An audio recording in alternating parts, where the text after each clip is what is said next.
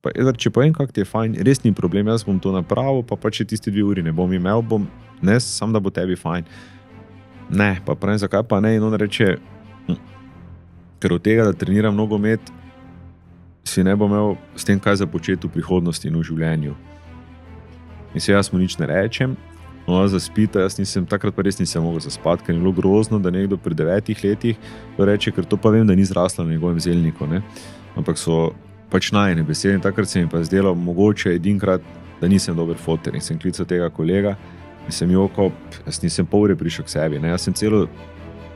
otroštvo preživel na dvorišču, na betonu, brcajoč žogo, to je pač, jaz igniral fuzbala, za mene pač bil